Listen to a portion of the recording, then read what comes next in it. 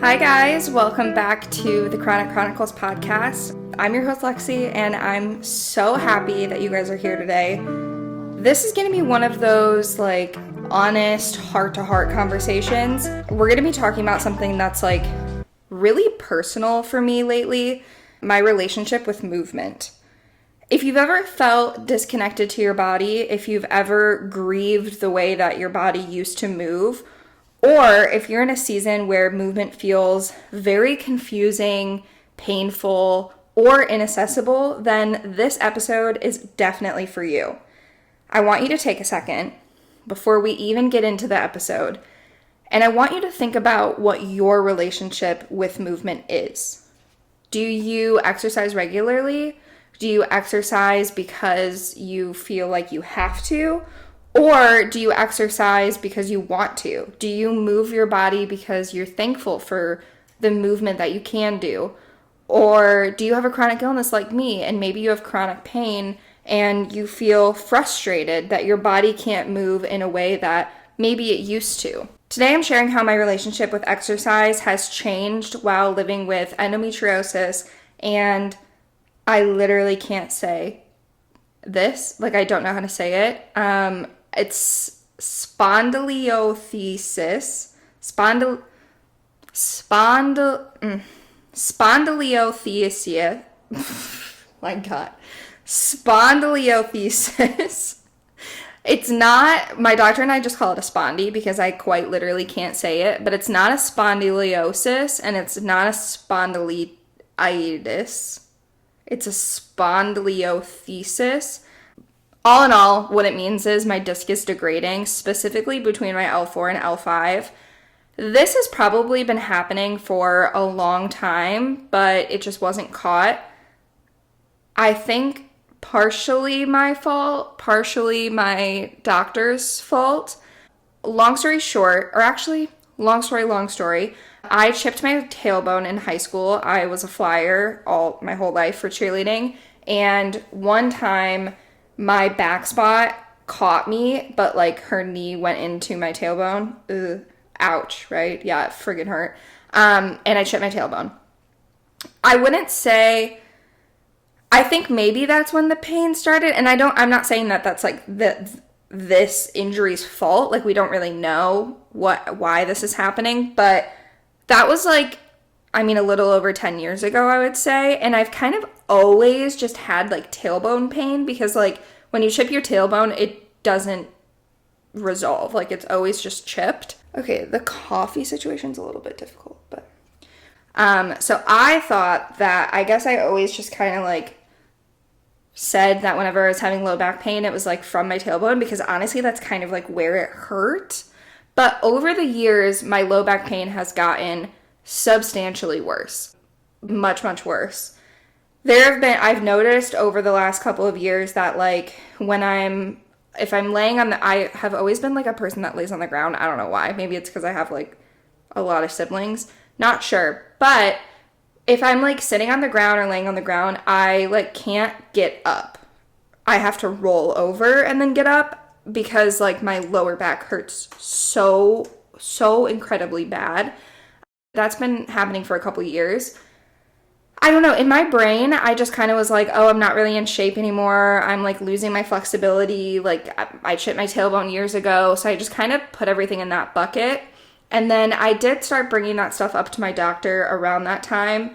And she just kind of put it all in the endometriosis bucket. And it was kind of a lot of people with endo get nerve pain around their pelvis and their lower back pain. So it might be a mix of all of those things plus the spondy. I'm not 100% sure. Over the last, I would say maybe really 4 to 5 years is when my relationship with movement has started to get pretty volatile. I don't know. I just have noticed over the last 5 years that I can't really exercise at all. For sure not in the ways that I used to, in high school. And again, I was kind of I'm getting older.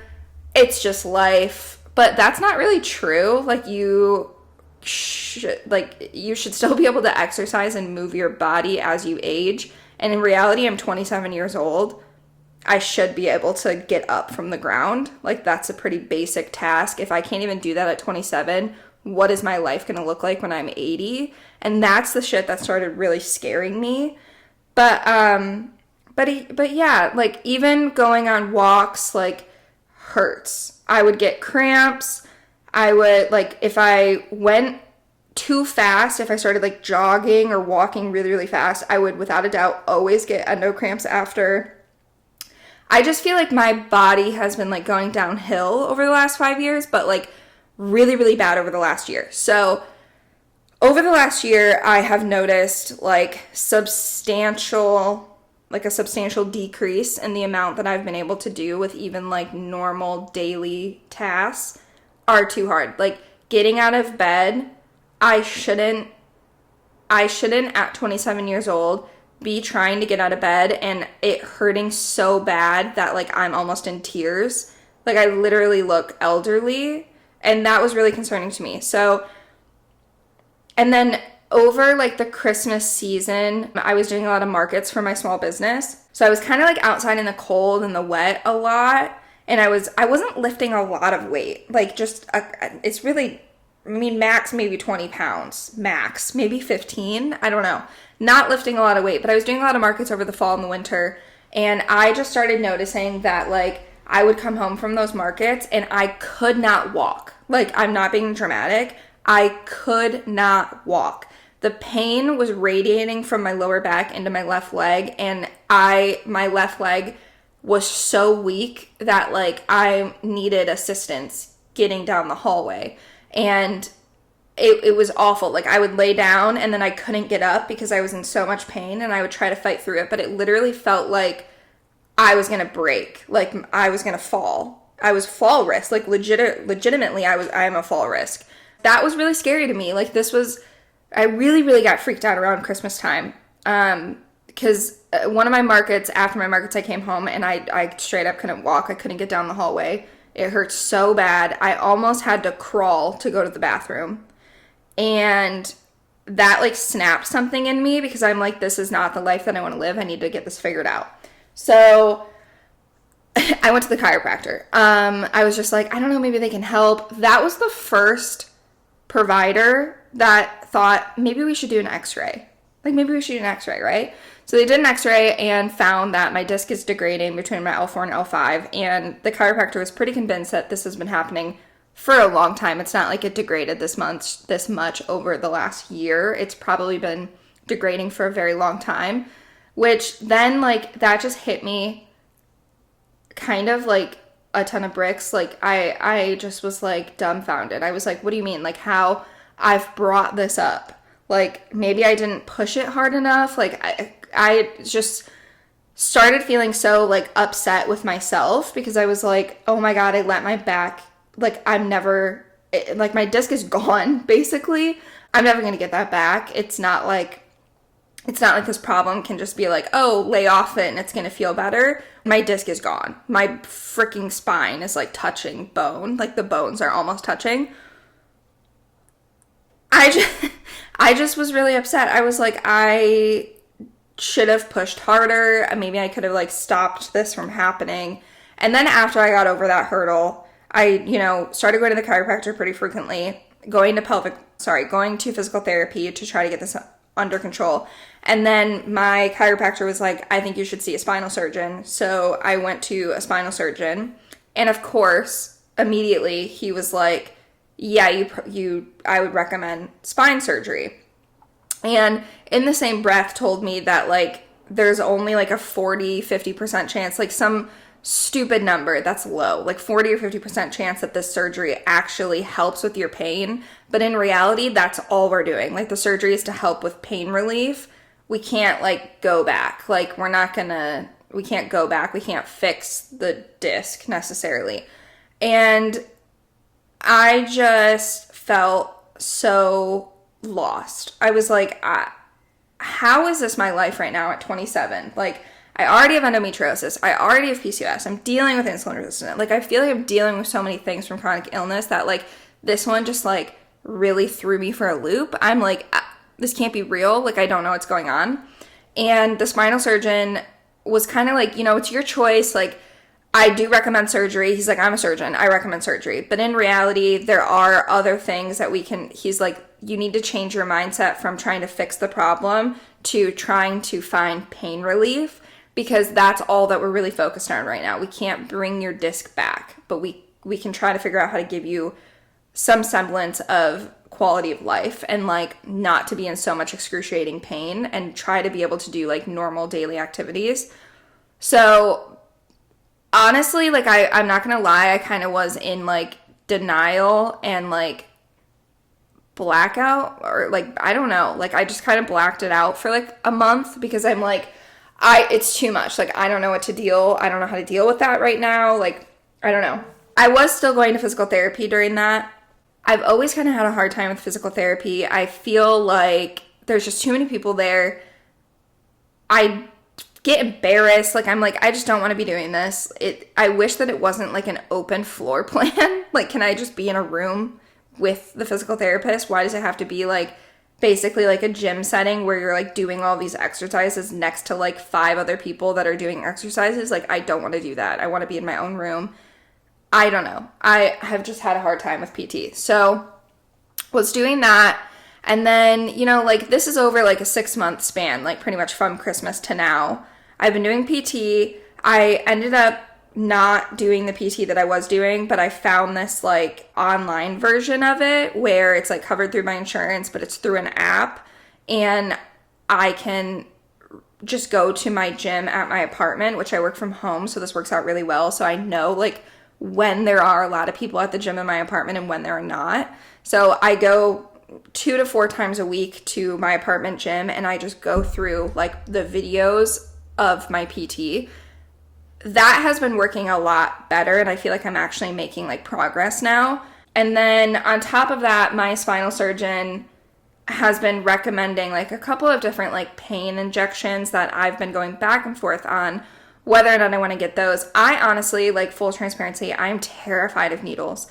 I hate needles, terrified of them. And this doctor is like recommending an epidural. I'm terrified. Also because he was like, the epidural only really helps like 6 to 12 weeks and then you have to get it again.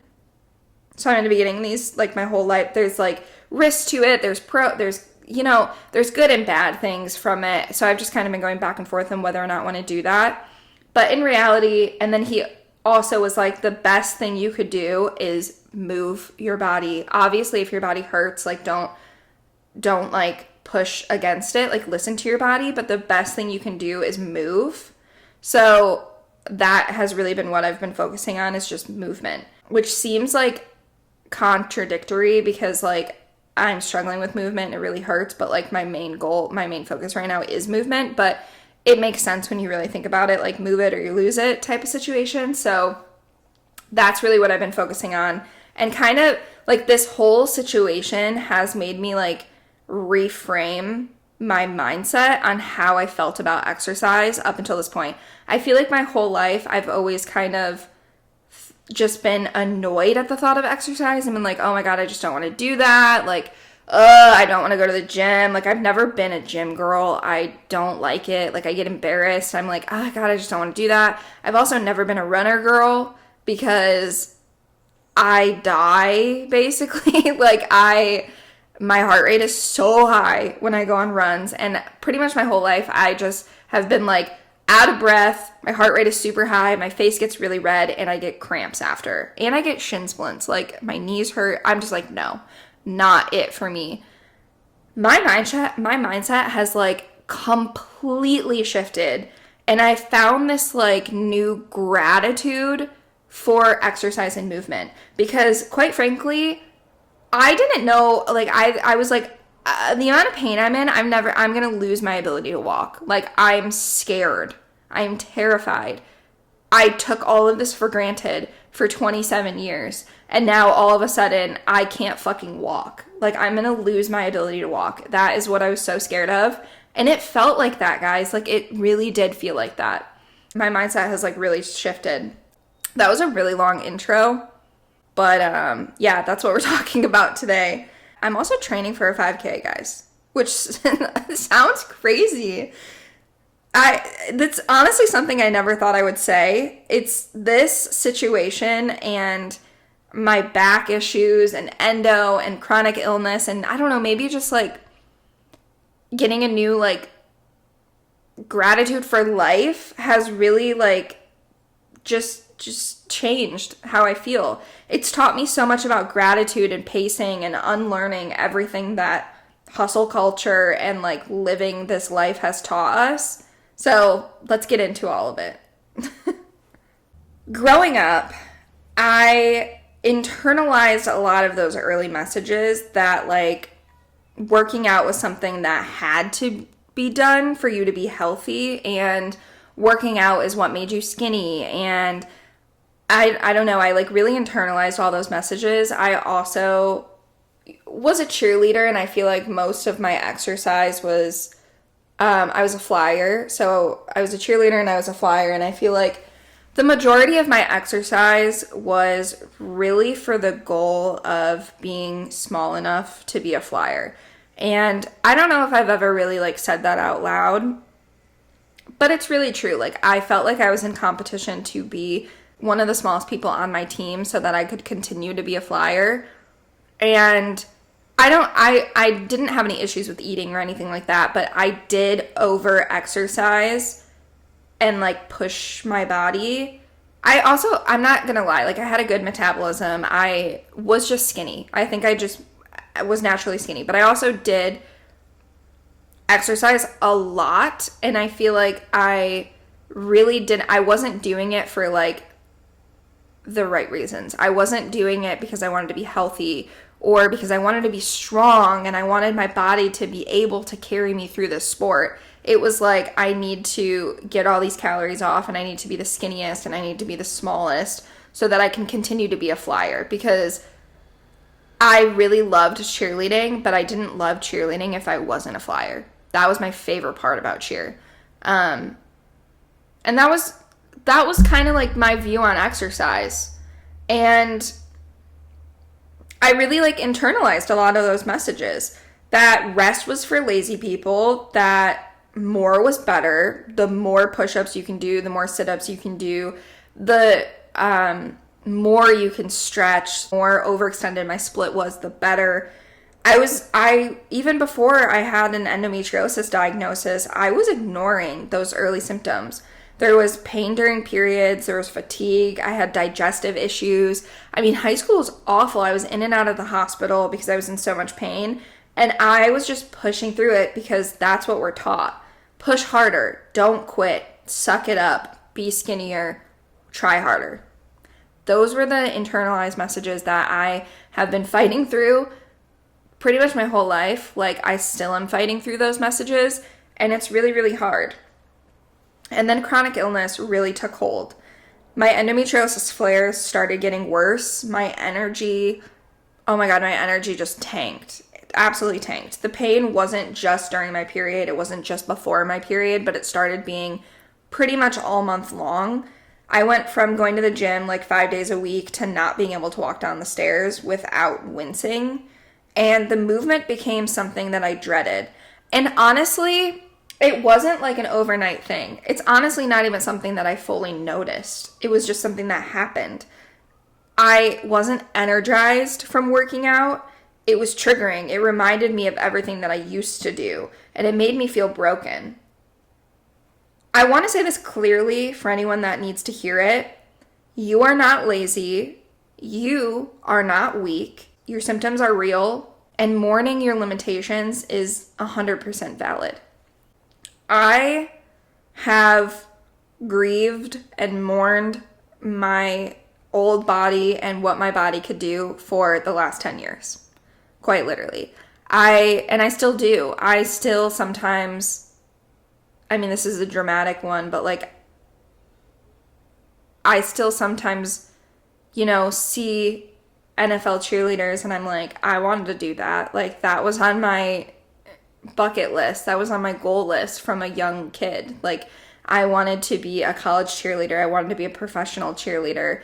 Obviously not as like a full-time job, but like on the side. That's something that I've always wanted to do. And you know what, like if I put my mind to it, maybe I could figure it out, but like I just feel like my body has limits, and like it's not that. Like that is not something that I can do anymore. And I grieve that. Like I get upset about those things, and I get sad about things that my body couldn't do.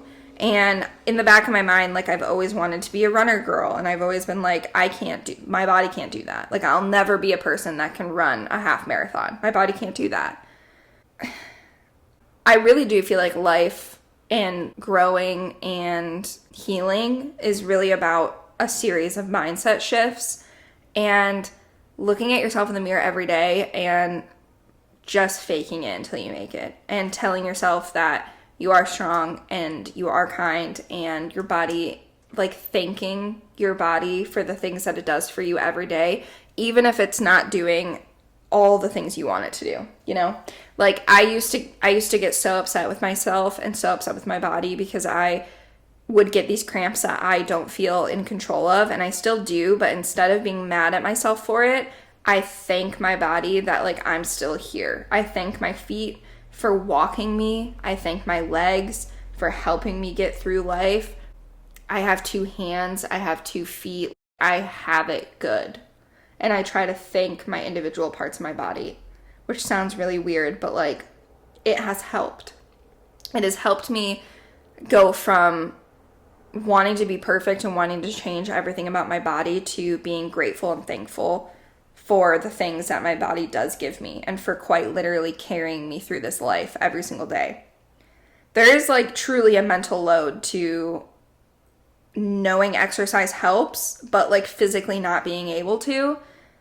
And I really did have a breaking point. I mean, it wasn't like a dramatic breaking point. I just remember lying on the floor during a flare, feeling like I should stretch, I should walk, I should move, because that's what everybody says. Everybody says you should do these things and it'll help. Yoga poses for endometriosis, it'll help. Go on a walk during your period, you'll feel better. But I physically couldn't. And I mentally didn't want to. That's when something really like cracked open in me. And I thought maybe I need to stop asking my body to do more, but start listening to what it's actually saying. So I started small, like really, really, really, really small, like stretching for 2 minutes, laying on the floor and breathing, walking to my mailbox and back. And I gave myself permission to count that as movement. I reframed my brain to the definition of movement. I used to think that I was only working out if I went to the gym and my heart rate was like super, super high and I came home sweating and completely out of breath and completely drained from energy. And I was like, okay, I worked out. Now I go on a 20-minute walk in the morning, and that's my workout for the day. I moved, even if it was a slow movement, even if I barely sweat, even if I didn't sweat. You don't have to sweat for it to be approved, if that makes sense. I don't know, like, I really just try to go from, I have to work out, to I get to move today. And I've tried to learn about like pacing and gentleness and gratitude, and how these are like now core parts to my approach to movement, and really the role of consistency over intensity. Being consistent with movement is so much better than having like one spurt of an intense exercise and then feeling so fucked that you can't work out again, or you can't move, or anything like that. So I think that like gentle movement consistently is much better than intensity. A huge part of this shift was unlearning everything that hustle culture has taught me, that rest is earned, that movement has to be intense to matter, and that healing means getting back to normal. I had to redefine what movement meant. So sometimes the most powerful form of movement is not moving, is doing a small movement and then resting. And sometimes it's just sitting in stillness. And sometimes it's just getting out of bed, or just getting, like, walking through your apartment, or just picking up a load of laundry from your dryer and walking it to your bed and folding it. Sometimes it's just standing for a little while. You have to redefine what movement means to you, you know? What does movement look like now for me? It's really intuitive. I ask myself, what kind of movement do I feel like today? What kind of movement can my body do today? what kind of movement would make me feel good? And a lot of times it's slow. I don't chase sweat anymore. I chase regulation. I chase feeling energized after I do a movement. And I chase feeling good in my body after something. It's really adaptive. Some days I strength train. Some days I walk. Some days I stretch. Some days I do jogging intervals, which is a newer thing because I'm trying to train for this 5K. And I'll tell you guys about that in a little bit. And sometimes I don't move at all. And that's okay. I track my cycle, I listen to my flares, and I don't guilt myself when I have to modify or rest. I think the other really big thing is that I just focus on joy. I've been dancing in my kitchen again. That's crazy. I used to be such a joyful person, and like little things used to make me so happy, and I feel like I've just found myself in this like deep-rooted depression. And I'm actually like listening to music again and dancing in my kitchen while I do the dishes again. And that just feels so good. I'm doing yoga with lights off, and I'm allowing myself to not do certain yoga poses if they're hurting me. If I go to a yoga class and I feel like this position is not good for me, I allow myself to not do it and just lay there. Or I allow myself to do a different position. I used to get embarrassed about stuff like that, and now I'm like, the only person I'm hurting is me. No one else is paying attention, first of all, which was like something that took a really long time for me to actually believe and for me to actually like get into my head, but like no one's looking at you. And two, when you deprive yourself of modifications, the only person you're hurting is yourself. No one else is getting anything from that. So I now have like allowed myself to start doing that.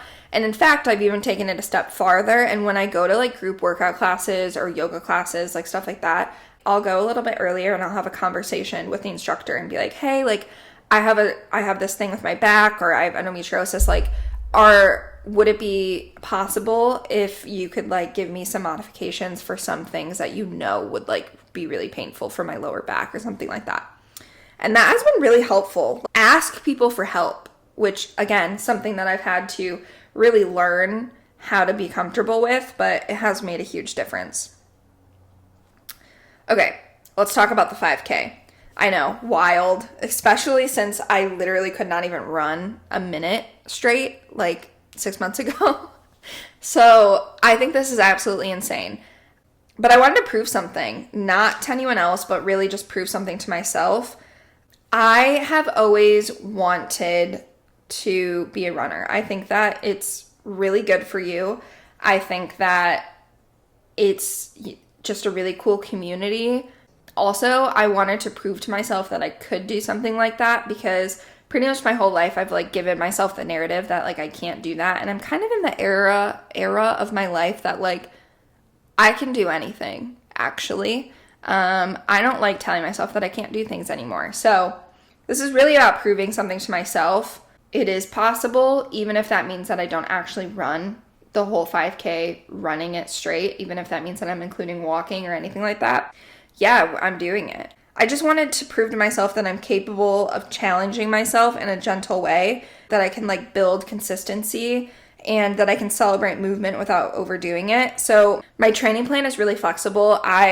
This is not an ad, but I mean, if you want to sponsor the podcast, feel free to hit me up.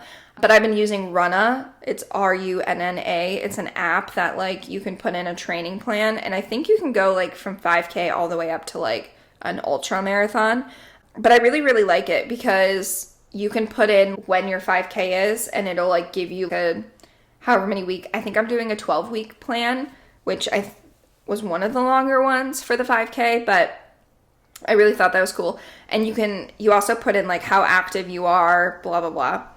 The thing that I really, really love about it is that when you're actually out doing the runs, they'll talk to you during it. So I've had, up until this point, I think this is week 3 of my training plan. Today, we'll just look. They'll talk to you like through the intervals. So like right now we're doing interval trainings. And I'm supposed to have a run today. This is like what it looks like. I don't know if you guys can see that. Okay, so today There's a 5-minute walking warm up, and then I'm supposed to run for 4 minutes at a conversational pace, and then 2 minutes of walking, and repeat that 4 times. And then a 5-minute walking cool down. So what I really like about it is you'll do your running, and then they'll tell you when you're halfway through, and then they'll tell you when there's 10 seconds left. And then after it's done, they'll like give you your pace, yada yada, and then they'll tell you that you're going to the next thing. So like now you're doing 2 minutes walking. Okay, when you're done with that, now we're doing 4 minutes running. And I like that it tells you when to go to the next thing, because I guess I've like kind of tried interval training by myself before, and I just don't know like when I'm supposed to do things. And I feel like for me, running is really, really hard for me. So it's a lot easier. It's hard for me to focus on too many things, like focusing on, okay, how long has it been? What do I have to do now? Like, oh, my heart rate's here, but I need to run slower so that I can keep my heart rate faster. I need to run faster, or I need to focus on my breathing. Like the Runna app, because it's telling, I don't have to think about like what I'm doing next. It'll tell me. All I have to think about is, okay, I need to keep my heart rate lower, so I need to go at a certain pace to keep my heart rate low, and I need to focus on my breathing so I can actually breathe. So those are the 2 things that I'm focusing on when I'm like trying to run.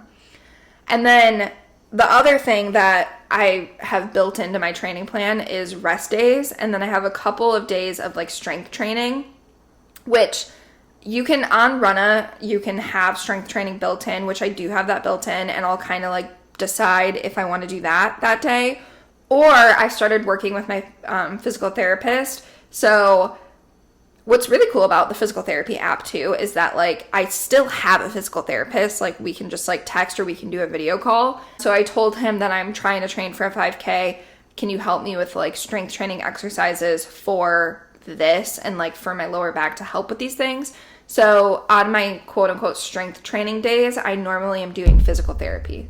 So it's kind of like a 2-in-1. I'm normally doing my physical therapy exercises that are helping my lower back pain, helping my pelvic pain, helping me build core strength, because that helps with endometriosis and my back pain, and then also helping me with my knee and shins for running. So I think that's really cool. It's kind of all built in. But I also have built in rest days.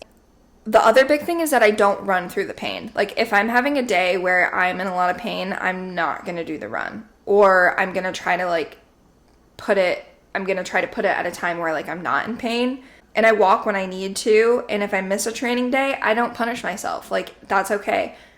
That I'm training for a 5K, but like I'm not trying to like win anything. I'm just trying to do it. It's not like a fail thing to me if I get to the race or I get to the 5K and I can't run the whole thing. I'm okay with that. I'm okay with walking certain parts of it. It's really just like a fun thing, you know, and something that I'm trying to do for myself. The 5K isn't about like time or speed for me. It's just about gratitude. It's just about, I never thought I'd be able to do something like that, and I'm doing it. It's about feeling thankful for my body and using my body. And I feel lucky. I feel lucky to be able to do something like that, you know? Because I remember when walking to the mailbox felt impossible. I remember 6 months ago when my lower back pain was so bad that walking to my bathroom was nearly impossible. And now I'm training for something bigger, not because I have to, but because I can. Because I listen to my body and I'm trying to figure out what my body is capable of. And I want to love my body and take advantage of the movement that I can do. Another thing that has been like really, really helpful for the 5K training and just like movement in general is really like prepping for the fact that I might be in pain after it. And what I mean by that is like, I do get endo cramps if I like push too hard sometimes. So I kind of like prep for that a little bit. I will put some days cramp cream on my lower abdomen before I go out. And then normally when I'm going on a run, I've been getting a little bit of like shin pain and knee pain and then lower back pain. So if I'm going to go do that, I'll put Pure Spectrum. I think it's the Recover Ice. I think it's the Recover Ice, but I put that all over my shins, my left knee, and then on my lower back before I go on my run, because I'm like, I'm never not going to be in pain. Obviously, I'm not running through extreme pain, but like I'm never not going to be like in aching pain. So I try to just like prepare myself for that stuff. And then another thing that I've also been doing is when I go on my walks in the morning, again, like I know that I'm probably going to get cramps. So I'll either do the Some Days Cramp Cream or I'll put a Get Spicy heat patch that you can just like put on your clothes. I'll put that on for my morning walk because I'm like, okay, I'm getting some of the comfort in there. I know I'm probably going to have a flare. I'm trying to get ahead of the game, you know? For all of those things that I just talked about, you can use code Chronic Chronicles and you can get a discount from all of them. So, yay! Those will be in the show notes as well. I feel like a little bit of encouragement would be you can be in pain and be powerful. It's not mutually exclusive. Like I've actually started putting like sticky notes on my bathroom mirror of like little mantras that I just am trying to tell myself. Again, fake it till you make it. I just have been trying to like repeat all of these good things into me until I start believing them. And I am starting to believe them. So I think it is working. And I really like that. But yeah, putting sticky notes on my bathroom mirror of just like what I want to put into the world today. Like what do I want to believe about myself today? And I feel like I've really been trying to tell myself that like I'm powerful recently because I am. We are. You're powerful. And just because you're chronically ill doesn't mean that your life has to stop and that you can't live life, which is, again, something that I have been trying to train my brain to understand. If you're in a hard space right now where movement feels out of reach, I see you, I hear you, I understand. You're allowed to be in that space. You're allowed to be in that space. You're allowed to rest without guilt. And when you're ready, movement can become a tool for healing. Not because it's going to fix everything, because it won't, but because it helps you reconnect with your body on your terms. And I feel like a lot of us who are chronically ill become disconnected with our body. We become enemies with our body because we're angry and we're hurt and we're sad and we don't understand why our body is pretty much fighting against us, it feels like. And I feel like reframing my mind to this and allowing myself to let in movement again has allowed me to feel more in tune with my body and understand things that are happening more in my body than ever before. Here's what I know now. Movement doesn't have to be intense to count. Movement can be gentle, it can be slow, it can be creative, or it can be non-existent and still be valid. You don't have to earn rest, and your body is not the enemy. Your body is your home. We only get one body in this one life on this floating rock that can literally combust at any time. Like, who knows? So that's where I am. Whether you're in bed stretching, dancing in your kitchen, or walking your own version of the finish line, I am cheering for you. I love you, and I'm so grateful that you're here, and I'm just feeling so much gratitude in my life recently. So thank you so much for listening to today's episode. This one felt vulnerable, but really important, and if you related to anything that I've shared, I'd love to hear from you. You can send me a message on Instagram at Chronic Chronicles Pod, or tag me in your own movement story. If you're going to go on a walk this week, tag me. Love to see it. If you're doing some type of movement this week, tag me. Love to see it. If you're riding in your bed this week, tag me. I'd love to see it. I love seeing how our community redefines wellness on our terms. If you're training for something, if you're taking your first walk in weeks, or resting intentionally, you're doing amazing. Your body deserves your compassion. Thank you so much for being here. I love you guys so much, and I will talk to you next week. Until then, be kind to yourself.